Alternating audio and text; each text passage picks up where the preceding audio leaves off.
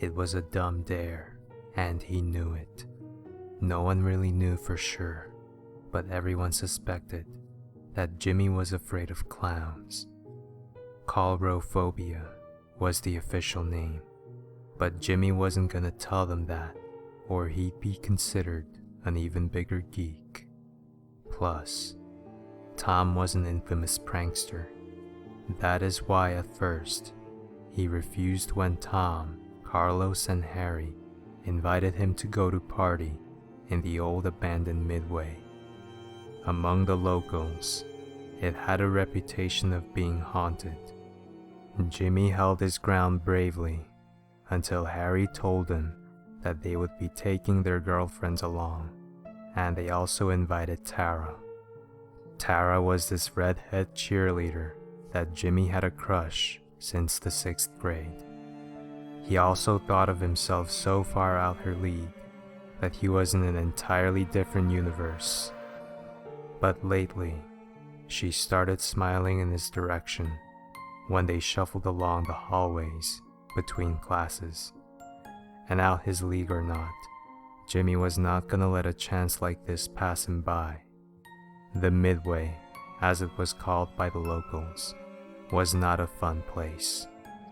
Local lore spoke about how the Bertolini circus, that had its home base here, had fallen on hard times.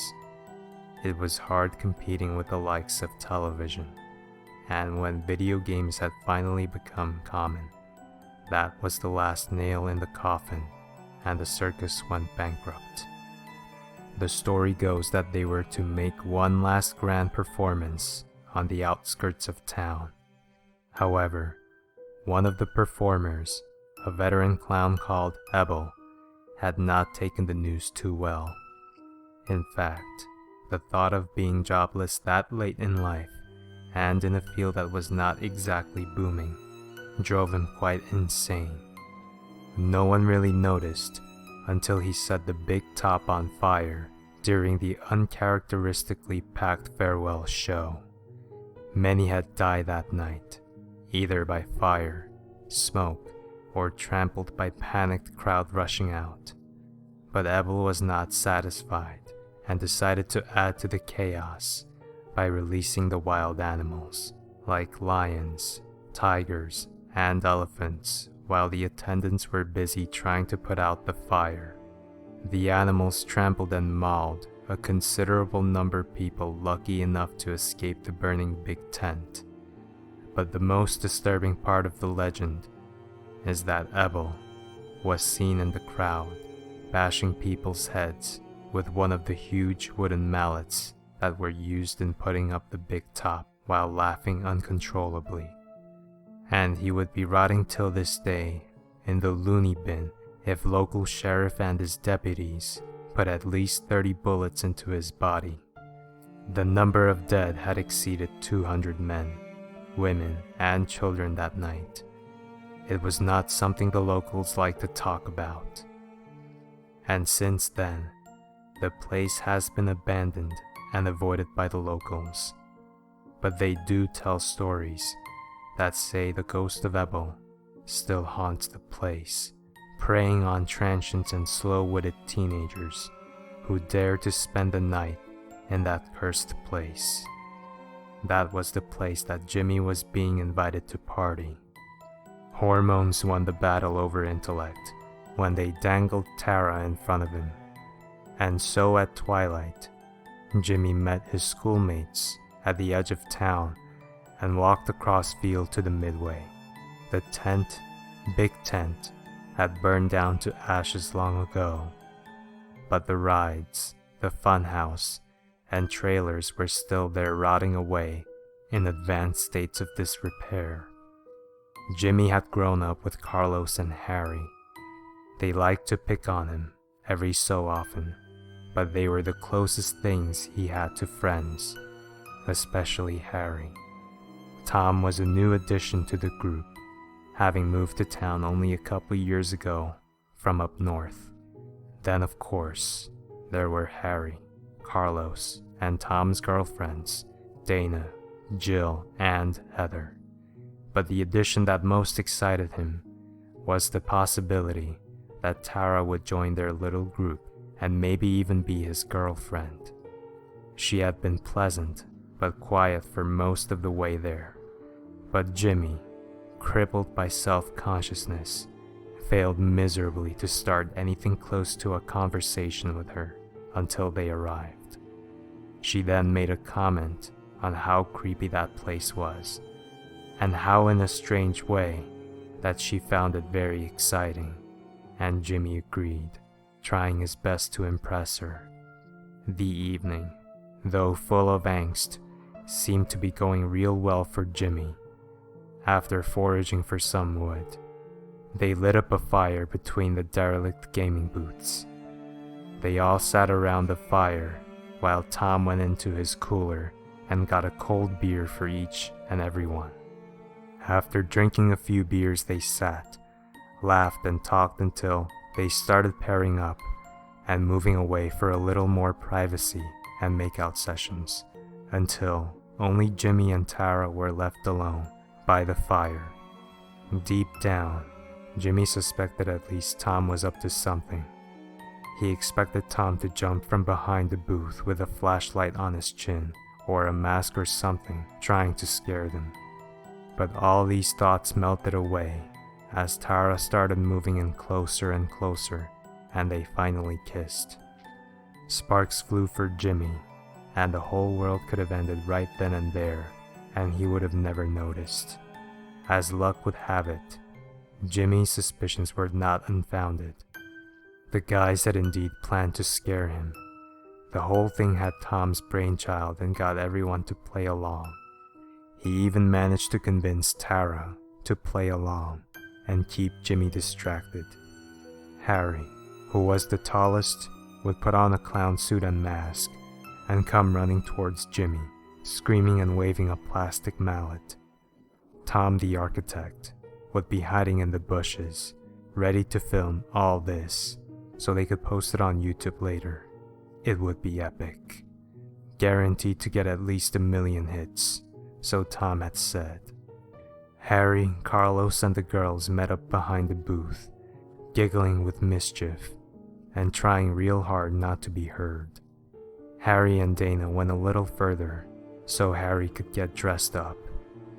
Harry picked a hidden spot behind the booth and put on his red and yellow clown suit, and then sat down to put on the oversized shoes. He stood up and felt a strange sensation, as if he was being watched. But after looking around, he brushed it off as excitement for the prank ahead. As he slipped the rubber mask over his eyes, he felt a chill travel up his spine. That was the last thing that Harry ever felt. Dana saw the clown in the bicolor suit, turning around the corner from behind the booth. She thought about how scary that mask looked. It was a typical bozo face, but twisted in a demonic expression, and a gaping mouth filled with pointed teeth. Harry was doing a great job at doing the scary walk too, she thought. She came closer to wish Harry good luck on the prank. It was then she realized that whoever was behind that mask was not Harry. He just felt wrong when she touched him. The clown reached out and grabbed her by the wrists and pulled her closer. She tried to scream, but the clown forced a plastic chicken down her windpipe, choking her. She tried to run and warn the others, but deprived of oxygen, her body gave out just a few feet away, and she fell to the floor. She could hear a maniacal high-pitched laughter as her vision faded to black. Jill was the first to see him, as Carlos and Heather were busy making out. She let out a terrified scream, put her hands to her face, and did a little pantomime impression of being terrified. The couple looked up, tried not to laugh, and started acting scared too. They thought the prank was still on. They realized it was for real when the mallet came straight down and cracked Jill's skull wide open. Carlos tried to confront the clown to protect Heather. That did not go well.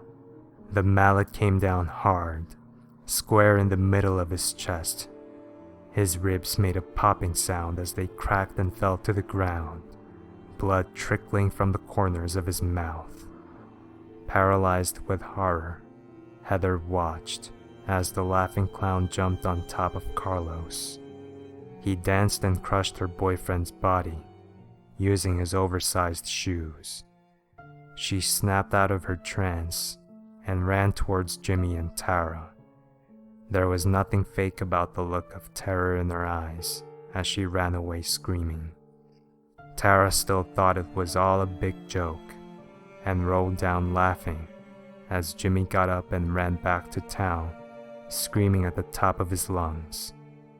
She realized it was not a joke when she looked up and saw that the clown had pounded Heather's head flat against the asphalt with his very real mallet. Her brain was still processing what exactly was going on as the mallet came down and turned it into pudding. Tom tried to run, but he tripped over a rotting wooden beam that was on the floor. That gave the clown, now laughing harder than ever, more than enough time to reach him.